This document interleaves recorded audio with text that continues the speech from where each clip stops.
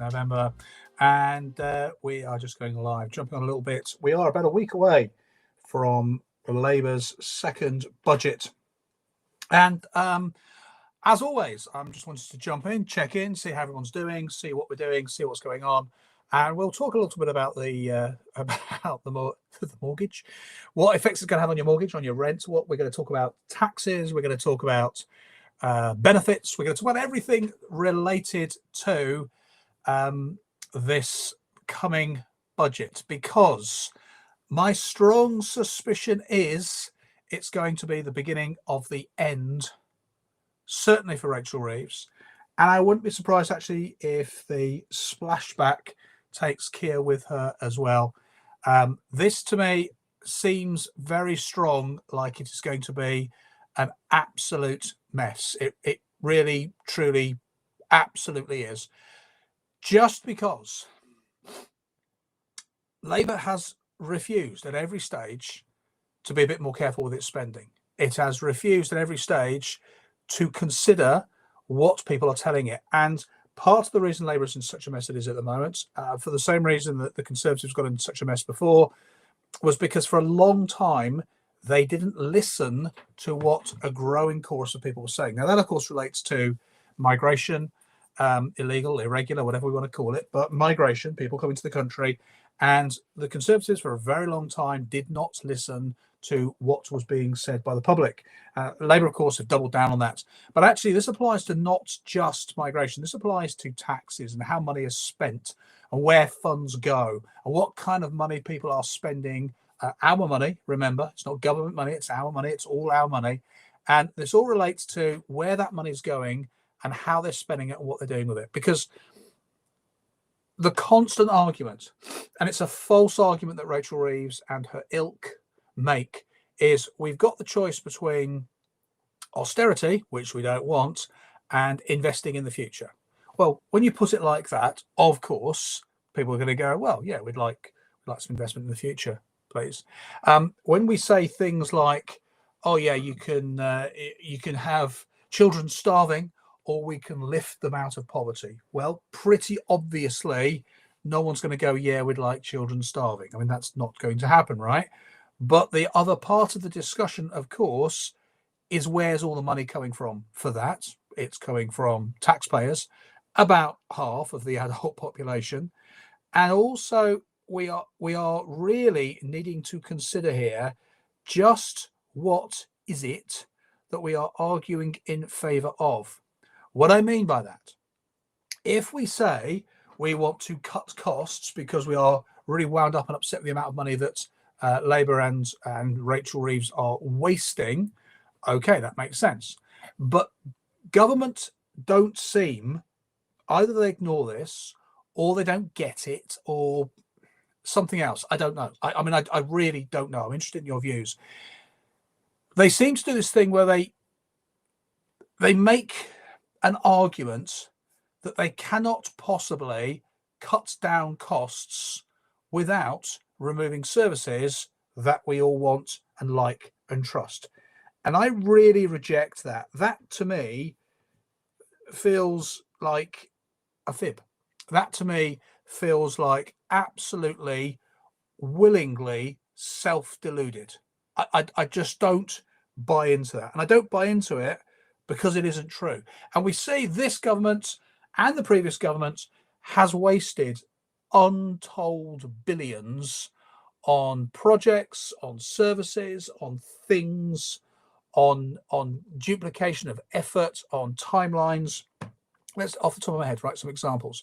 By the way, welcome if you are on YouTube, LinkedIn, not LinkedIn, YouTube, TikTok, Facebook, or Insta. I've got a couple of different devices here, so welcome Insta. You're getting the slightly behind scenes view. Everyone else, you're getting the front screen version here. And I'm just curious about whether anyone on TikTok is hearing this. I'm not entirely sure you are. According to my restream here, I am streaming to TikTok, but hey, who knows? Let's get into this. So they are inefficient, Alistair. Alistair on Insta there, you're absolutely right. Because just off the top of my head, right?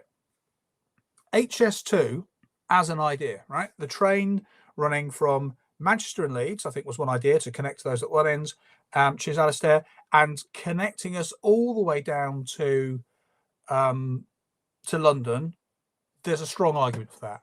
And if we spend a lot of money to get a good piece of architecture that does what it's supposed to do, it was never about speed. It was poorly sold by the Conservatives, but it was about volume. If we could do that, that makes perfect sense. It's good for sort of an environmental argument. It's good for a numbers argument. It's good to get people back and forth. Brilliant. But of course, what it's actually become is a train line from just outside London to a train line just past Birmingham. There's no link onto Leeds or Manchester. And it is years, probably into decades past its deadline. And of course, the budget has multiplied multiple times. And there is no reason for that to have happened other than very poor management right from the start. Dark state, are we in a deep state, deep trouble, or both? I think we're in deep troublesome state is where we are. Dark state. So we are, that's one example, right? And you can take multiple examples. So all of these ridiculous stories we've seen recently where Keir has agreed to give 1 million, 500,000, 10 million, 300 million to this country for that. David Lammy has said we're going to help people with that. The whole Chagos Islands thing. We're going to pay, I don't know if you saw this story, Pakistan was getting something like 110 million for contraception, right? And it's all of this comes from a place of a government, this government, last government, this is not a political statement, not understanding where money comes from or what that money is worth. That's where this is coming from. So we are leaving ourselves open to people who don't have any concept of funds. I once worked with a very small business owner, and this person got themselves into a lot of debt, a lot of problems, because when they started their business, they had previously been working for a big employer, and they were very senior in this big employer, right? So they left their business and they started their own thing, and they had a nice office. They had a beautiful meeting space. They had an additional office. They had a storeroom. This all sounds good, right? They had a printer. I have not seen a printer this big, like, ever. It was a vast thing, like a 5-year deal. They had staff they hired briefly and then had to let them all go, but they gave them all fuel cards. It was an enormous space, but they were making virtually no money. And this person could not get the hang of, you haven't made that money yet. Right up to the end, when this person's business was going bump, they had recently signed on, and luckily I was able to get in and stop it for them. They had recently signed for a brand new car for the partner. Now, that's lovely. Of course it is. Not knocking it. Understand why you want to do it. But if you're doing that, you are not making any comprehensive, sensible choices about your business. That is where the government is. They don't comprehend that when they say we will buy X, the money has to come from somewhere, and it comes from you and me, assuming you pay tax. I definitely do. The breaking news at the moment is that Rachel wants to increase benefits by, I've seen both figures, 4% and 6%. And the argument is, well, people who are on benefits are struggling to keep pace with the cost of living. Therefore, we, the lovely, caring Labour government, will increase that by 4%, 6%, let's say 5%. No one in the government appears to have said, hang on, that money, even £1 a day, with the kind of people, the numbers of people we have to have this out to, that money has to come from somewhere. And it doesn't come from a budget. It comes from people who work. And so if you have a job, right? If you have a job and you are wondering what you're going to get paid this year, if you're going to get a pay rise, you're probably not going to get a 5% pay rise. But if you don't work, if you claim benefits, you're going to get a 5% pay rise. In order to get a 5% pay rise, the government will have to tax you more, which means you're going to have to work harder, put more time in, and see less of your money in order that people who are not working can have more money. There is no rational way to hear that and go, yeah, that makes sense. I'm comfortable with that. There's no rational way that makes any sense whatsoever. Jerry Garcia, definitely a deep state run by powers that have been in control for centuries. Yeah, I mean, possibly. I know it's a very common thread. It's a common discussion. I've got to level with you. I'm not entirely sure it's true. I think it's quite comforting to believe such a thing is true. But I think the difficulty is, I don't think it is. I don't think it is true. I think it's kind of great to go, yeah, I know something that other people don't. It's definitely a deep stake. It's a bit of a stake, a deep stake. It's like a deep stake, Jerry. It's a deep stake. It could be. It probably isn't. And that is kind of our problem, isn't it? Because we don't know, right? We absolutely don't know. This is interesting. I don't appear to be streaming live onto TikTok. However, according to my streaming platform here, I am streaming live to TikTok. Oh, I've joined. That's interesting. Should we add to the stream? Oh, I see. I have been streaming on TikTok, but I'm not getting the messages. That's interesting. Anyway, let me. That's me trying to solve some tech issues here. Let me continue. So we are setting up a situation where if you don't work, you're going to get a pay rise. If you do work, you might get a pay rise, but it won't be as much as if you don't work. And you not working means you get more money. You working means you get less money, now made even less, to ensure that people who don't work will have more. Now, there's no way that makes rational sense. There's no way that makes fair sense. There is no way that is an acceptable thing to drop in at all. It just doesn't. So if we are unable to recognize this, then we are going to have ourselves, I would suggest, a major issue. And we're going to have a major issue because people are going to start saying, I don't think that's fair. That doesn't seem reasonable to me. I don't see why I'm working harder in order to get what I deserve. It appears you are, Alistair. Well, I'm on TikTok, am I? Alistair, could you just tell me a thing? Because I've got a view screen here, and I'm not getting any numbers for TikTok. I'm getting numbers for Facebook and YouTube. Welcome, by the way. But I'm not seeing anything on TikTok. If you have a chance to let me know, that'd be great. Alexander, on Facebook, limit the time people can claim, then revise their benefits. Well, I mean, this would make a lot of sense, wouldn't it? Some kind of revision, some kind of check, something to ensure that what we're doing is making sense. At the moment, we are just handing money out. And if you are prepared to lie, if you're prepared to be a little devious in your offer, if you're prepared to exaggerate or understate, yeah, the government will keep handing you money. Di Smithers, perhaps. Hello, love. You post make common sense. Thank you. I don't know if that's Di or D. David Smithers. Thank you, David. That's much appreciated. Thank you. Broadcasting on Facebook and YouTube and Insta. I think I'm broadcasting on TikTok as well at the moment. But if anybody on TikTok could let me know, I'm not getting your numbers or your comments through, which is slightly disappointing. I thought, David, yeah, I got it, David. Thank you. I thought I'd kind of clocked and clicked that. Andrew, review all claimants and title what you can claim for. Well, I think the difficulty is always that, and this is the theme of today's live, really. We have a government that doesn't understand money. We have, and all governments suffer from this, because in many cases they've never had not only businesses, but they've never actually run a normal job.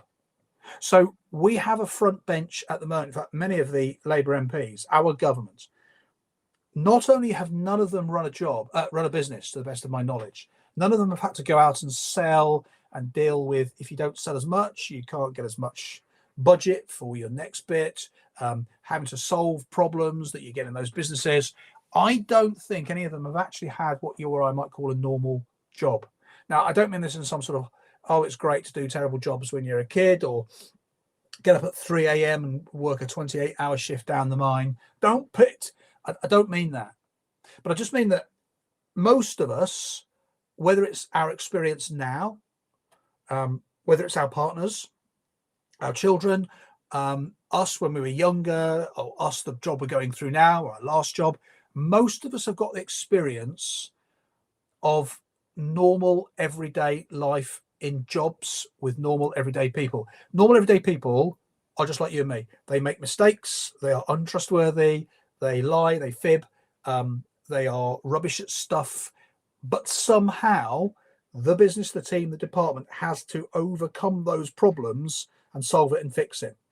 And when it can't, people lose their jobs, people are fired, people are let go, people find themselves having to figure out what they're going to do to solve this. Budgets are cut, adjustments and changes are made. This is what happens all the time.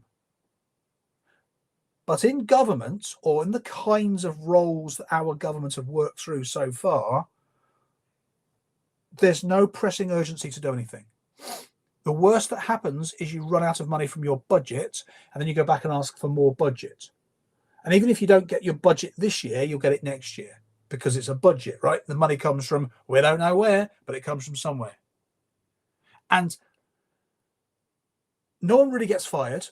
No one really gets into any responsibility for any problems.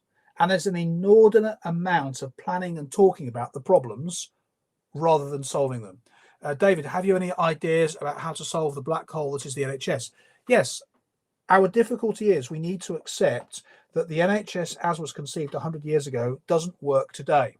We have many more people than we had back then. We have much longer life expectancy. We have a greater ability to solve health problems and illness problems. We are expecting more. We demand more. We want more. We have a degraded service. So we have people in the health service who don't really care. I did say that out loud. We have people in the health service who don't really care. We have people running the health service who are on more money than the Prime Minister, and who, further to my previous comments, have no interest in being accountable for anything. We have a parallel world where there is no money where we want it at the sharp ends, where people need care. There's no decent supervision of when you see a nurse's station surrounded by nurses drinking tea and reading their phones. I have seen this multiple times, and if you are going to pretend you haven't, I'm delighted for you, but most of us have, where people have to go and find a nurse to ask them to help for their aged relative who's in pain, who's scared, who's cold, who's hungry, who's thirsty, who needs the bathroom. And we don't see nurses solving that. We don't see any sense of pace or urgency in the NHS. If you are told at 7 a.m. that you are going to be discharged today, you think, oh, great. And half an hour later, your breakfast comes around. You think, oh, this is amazing. And you phone your family, go, I'm out today. This is great. And they turn up about 9 o'clock. 4 o'clock in the afternoon, you're still going to be there. You know why? Because they are waiting for the pharmacy to issue the drugs that you need to leave and go home with. Now, that's one example of the NHS that you asked about, David. There is no reason at all, there's zero reason for that to be the case. There's literally no reason at all for it to take more than 20 minutes, half an hour for some drugs to be issued from the pharmacy. We're really busy, we haven't got enough staff. Yes, but it doesn't take 8 hours. You don't have an 8-hour backlog. You just don't. That is not possibly, remotely, conceivably true. You might be very busy, you might be understaffed. I'm sure both of those things are true. You might be demotivated, you might be badly managed by your trust. I'm sure those things are true. But it does not take 8 hours. And it is every single time. At no point ever. There is no handover notes. Notes when people are discharged are frequently wrong. You have to ask for them, and then they are incorrect. Our NHS is a mess. We need to consider drastic next steps. The same with benefits. The same with minimum wage, by the way. Minimum wage doesn't help people. Minimum wage unfairly distorts the roles above it. It actually makes everyone a little bit poorer. The only people minimum wage supports are people in their absolute first job. And I mean this with love, because I've done so many terrible jobs in my life. My first jobs were awful, same as most of us, right? So there's no judgment here. When you're doing your first job, you usually know nothing. You're usually a bit clueless. You may be terribly keen, but you might not be very good because you're brand new, you're quite young, you're a bit innocent, you don't know stuff, right? That was me in my first jobs. It's like most people. The problem is, because of the way minimum wage works, with all the taxes on above the greedy government demands, it impacts everything upwards, and it anchors, it stops people moving forward with their lives, it stops businesses developing and growing, because you've got to pay that amount of money, you've got to pay it every time, and there's all the taxes on top, which means people above don't earn the money they deserve, because you can't reward people at the starting level as much as you should. You pay your new entry minimum wage, everyone above that has to get more money as well, because they're doing a more serious job, more senior job. Let me pick up a couple of your messages here. Dark State. When a new party comes into power, the senior civil servants, the permanent secretaries don't change. There must be policies in the background that are formulated regardless of the different party. Yeah, I'm pretty sure that's right, Dark State. I mean, occasionally politicians complain about it. They complain that getting anything done is very difficult. And again, you know, I'm sure they're absolutely right. I'm pretty confident that most MPs go into the House of Commons trying to do a good thing. I am pretty confident most MPs are attempting to do the right thing for their electorate. Now, I don't think they all stay there. I think some of them get distracted. Some of them get caught up in personal power. Some of them love the ego. I mean, it's got to be an absolute kick, hasn't it, being an MP, right? And I'm sure that happens to some of them. But I'm convinced they go in wanting to do good. And in a short time, the weight of the permanent secretaries and the senior civil servants weighs them down. They can't get anything changed. That is why I think the NHS is in such a mess. You can join the NHS super keen, super green, wanting to make a change, but you can't because of the way it works. Michael, those of us who are left after COVID are burnt out or green. There isn't anyone right in between right now. Let's talk about the NHS. Yes, I'm sure that's true. And again, I think the burnt out thing's interesting, isn't it? I have met people in the public sector on a Friday at 12 o'clock who have said to me quite openly, oh, you know, Friday, you ought to go home quite early on a Friday. It's 12 o'clock. What are you doing? What are you doing? Do you think, David, completely agree on the base rate for tax should be 20k. It should, not long before you pay tax on the state pension. Yeah, and the problem is the tax, the state pension is being redefined as a benefit because the current government want to try and control it, reduce it, stop it, make it means tested. And that is totally unconscionable. That's like adding on a tax to a property after you bought the property. You buy a property for a 20, 30, 40-year term, right? You might not live there 20, 30, 40 years, but that's the kind of timeline you are buying properties in. It's kind of the same with pensions. Victoria, hello. If that is the truth, wouldn't a minimum wage push wages up for all individuals above them? Well, no, Victoria, it doesn't. And the reason it doesn't is this: if I've got a small business, right? Because this is the other thing as well. Everybody always conflates businesses with Amazon. Now, Amazon's massive, so Amazon is a fluke, right? There are other Amazons, but we are talking a tiny percentage. So let's look at most businesses. Now, most businesses in the UK are rated as small to medium enterprises, SMEs. That's 250 or less employees. Now, let's say you have a small business, 50 people, small family business. These are the engines for the country. These are the businesses that employ people. So if I've got 10 people coming in as my sort of juniors and they're on minimum wage, would that not push wages up above them? Well, it does, but I'm going to push it up less than I ought to, because I can't afford the constant rises at the bottom level. So what happens, Victoria, hiring people is really expensive, right? It's a really costly activity. Getting rid of people can be expensive.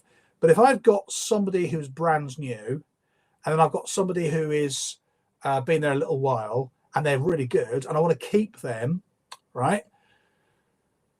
And I want them to help the new person, I can't really justify promoting this person who's good that I want to keep to a supervisor level, because they're not doing quite enough as a supervisor. But I kind of like to reward them because of the extra efforts they're putting in. But I can't, because I've got to pay the person who's just started the same wage as this person. And remember all the taxes on top. Rachel brought the thresholds down and pushed the amounts up. This is the not a tax on working people, that is a tax on working people. And so because of that, I can't hire, or I'm less likely to hire more people. I'm more likely to say to the existing good person, look, can you put a bit of extra time in? All the costs are going up. I don't want to fire anybody, but I've got to ask a little bit more from everyone. Those kind of things happen. People get less chances for being promoted. They get less chance for being trained, for being developed, because if those things happen to you, you want more money.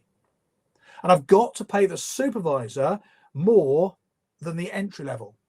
But remember, the supervisor, if the minimum wage goes up, all the jobs above have to go up. And if you ask enough people, Victoria, as I have, what you find is that what used to be a decent gap, right? Entry level, supervisor, manager, let's take those three levels. What happens is this level pushes up and pushes up and pushes up. Remember, taxes are piled on that. And this does have to rise, but it can rise less than the market should let it. And so we end up, if you like, rewarding those people at the bottom, which is good, right? But we reward all of them equally. So the not very good ones, they get more money. The really good ones, they're on the same. The ones that we desperately want to keep, they're on the same. And we often find, and I've spoken to so many people now, where supervisors are on 20p or 40p an hour more than the level below.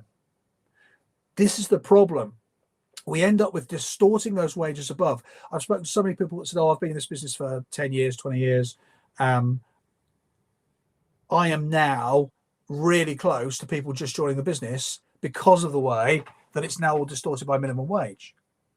And if you link in tax thresholds, and if you link in tax rates, if we dropped tax rates from 20%, if we raised tax thresholds from 12,500, we could actually start to remove, we could start to just, pull out bits of universal credit. Because at the moment, if you're quite low paid, you work, you get taxed, the government takes some of your tax and then gives some of it back to you in universal credit. That costs 20p in every pound. But if I let you keep more of your money, I didn't take it off in the first place, but you'd be happy, you'd be delighted. That would give me more leeway because I'd be not having to cater for those fundings. I wouldn't have to manage the situation of money coming out and going to government. And the whole thing becomes cheaper. We currently spend 45, 46 billion on universal credit, but we hand out 38 billion. That 7 billion is moving money around for the purpose of life. That's all linked with minimum wage. CEO's pay is obscene, 120 million for CEO of Yorkshire Water from sister company. Yeah, Dave, I don't disagree with you. I don't disagree with you. We have a problem with water and electricity and trains, for that matter. These were things that should never really have been privatized because there is no competition. You can't, I don't like that water, I'll have that water instead. Council tax is another problem. You can't make these things competitive. And the problem we've got is we've made them competitive, supposedly. We shore them up with government money, with tax money, our money, when they fail, which allows them to buy and sell the businesses to use a debt-funded model. So the buyer business, the consortium, buys the water company, and they do it by putting debt onto the company. So the debt goes to the people who had it last time. They then take that debt. The debt is passed on to the customers. Now, that's fairly normal in business, right? People do it all the time. And it's fine all the time because businesses fail all the time. So if you do that too many times, you price yourself out, customers no longer want you, your business fails. But we can't let a water firm fail. That's the problem with this. Victoria, why would you not fire individuals that are not performing the standards you expect? I don't understand why it wouldn't be feasible. So it is feasible, Victoria, and of course it does happen. The difficulty is this. It's slightly more nuanced than that. The difficulty is this. If I need 10 people at my junior level and I've got 9 and I think, right, we're going to hire the 10th, and then the budget starts rumbling and they go, oh, we're going to put tax on national insurance for employers, and we're going to lower thresholds, and we're going to push up the minimum wage. I start thinking, well, actually, can I hire this 10th person? I'm going to wait until after the budget. So the budget rolls around, and I think this is too expensive. All right, I'll do it anyway because I need this 10th person. And the 10th person is fine. They're performing okay. It's not that they're not performing; they're okay. But what I've not got is the scope to pay them a bit less because they've just joined us. And it would be fair and reasonable to pay somebody a bit less if they've just joined you because they don't know as much. So when I was 16 to 17 to 18, I got a pay rise. That's partly because you're moving from upper ages of child towards first stages of being an adult. But also it reflects that back then, it reflected that we can get you to do more, you know more about the business, you've been here a bit longer, and so on. Our difficulty now is because everyone at that basic level has that amount of money, it's much more difficult to think, I want to pay that one a bit more and that one a bit less. I've got no flexibility there.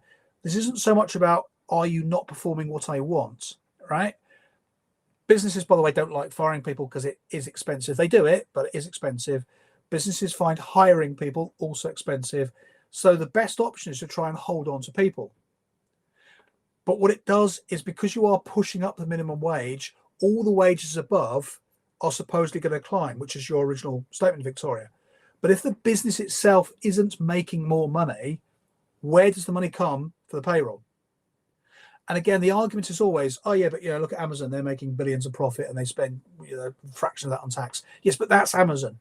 If we take our 50-person family business, normal everyday businesses, they don't have this kind of vast swathes of cash swimming around. So every time you load a cost onto the business, you are making it more difficult for that business to react, to be agile, to do things. Critical infrastructure essential to the welfare of the state should not be in private hands, especially foreign hands, says Dark State. Yep, I think many of us would agree with that, Dark State. That would make a lot of sense, wouldn't it? Absolutely. All of what I'm talking about today, right, folks, is whether or not we might agree about politics, whether or not we might feel that business needs to be improved, the government needs to be improved, all of these things. The biggest difficulty we have is a government that has got limited to zero experience in business, not just running big captains of corporation, mega billionaire type funds around the world, but the business where you have to turn up every morning at 8 a.m, make the tea for the lads before they get in, have an argument with somebody because something's gone wrong, realize you don't have the money because some payment has gone right. Normal everyday stuff. That's what most of us have to learn to deal with. And I'm pretty confident that what we have at the moment is people that come in and they are kind of swept away by the excitement of being in government, as you would be, but there's no connection to most people's experience. Chris, sounds like if the minimum wage was not there, business would pay less than minimum wage. So Chris, this is an interesting one. It would for some people, but other people would get more money. And our problem is we are pandering to, when we put a minimum wage in, we are forcing businesses to pay X wage for the worst employees. So we have people in work who not where I work, by the way, we have people who work who do not want to improve, do not want to develop, do not want to move forward. And that what they want to do is the same job day in, day out, in, year out. Now, life doesn't work like that. So if I'm working with somebody and I've got a new starter, I ought to be able to accelerate that new starter and pay them more. If somebody doesn't want to work, doesn't want to go beyond this scope of work, then I ought to be able to pay them less. Now, that's not particularly controversial unless you are bottom of the heap employee. Now, why would you be bottom of the heap employee? There could be many reasons, but we see people, I see people on social media all the time who don't like the idea that they may have to make an effort to get more money. So here's the argument. Should you leave first from your business and arrive last? The argument is yes, because they will fire you in the blink of an eye, and that's true. But the alternative argument, which is interesting, is actually you should be there first, you should leave last, you should put all your effort in, because those are the people who get the efforts and the chances. Doesn't mean they won't get fired, but these are the people who are more likely to be able to make more money. You know why? Because if I've got more flexibility over salary, I don't want that person to leave. So I will pay that person more money. So your argument, Chris, does it mean it will pay less? It will pay less to lower value employees. When I use the phrase lower value, that is not a judgment on them as humans. It is a judgment on them commercially. Commercially, some people bring more value to our businesses than others. If you don't bring any value to the business and you are not prepared to develop yourself, your offer, what your value is, why should I keep being forced to artificially pay you more because the government instructs me? A reflective wage is needed, a merit base. Yeah, I believe there's an element of that, Chris. And I think that merit means we can reward people who do more and want more and try harder. And actually we can offer less for people that largely can't be asked or can do less. Now, I will tell you, this is a bit like tenants and landlords. Another topic where people get a bit wound up. 85% of landlords would rather have tenants like forever. And in exchange, they will happily take a lower rent. They'll expect the property to be maintained, not pristine off the scale amazing, but just decent. They will keep it in good condition. The tenant will keep it in good condition, and rents will be steady. That's what most 85% of landlords want. But what everybody focuses on, because it's a much better story, is those evil bastard landlords that hike the rent, never do anything, and kick you out on Christmas Eve. What we never talk about is those nightmare tenants, the ones who don't pay and don't leave. Now let's transport that to employers and employees. The only employers we talk about are the big mega corporations that don't pay enough tax because they route their money around the country, around the world. But there's not many of them. I'm not saying they're not a problem, but they're a wrong focus on this topic. We ought to be ensuring that the smaller businesses can do okay. The employees, likewise. Everybody sees themselves as honest as the day is long. The longer the daylight, the less I do wrong. That's how we like to think of as employees. But most employees aren't like that. Most employees are normal people, everyday people. Sometimes we're up, sometimes we're down. Sometimes we can be bothered, sometimes we can't. Now, if you can remove the artificial meddling that government insists on, more and more wages pumped in, more and more taxes put on, universal credit, that really distorts it. Oh, I'll only do 16 hours this next week because why bother? Government will give me the rest. If we remove those things, government and employers and employees can work together better. As an employer, I can be more interested in this employee and reward them with more time, with more money, with more training. They're worth keeping because they've shown they are. This employee, not so much. I mean, I'll keep them around, they do a useful thing, but why would I be paying that person as much as that person? So it is a worry. If you're a employee who doesn't want to do stuff, doesn't want to develop, doesn't want to increase your value, yeah, it's not as good for you. But as an economy, as a business, as in what is truly fair. We are better to reduce and remove universal credit. We are better to remove how powerful minimum wage is. We are better to remove all of the taxes on employment. We can allow people and we can allow companies to find what works better, both for them and for their businesses. And folks, that is all for now. So I really appreciate you being here. If you've enjoyed this, please make sure you share me some TikTok, Facebook, YouTube, or Insta love. Send me some likes, send me, I think you just heard me burp them, some comments and messages. That would be fantastic. But for now, I will see you all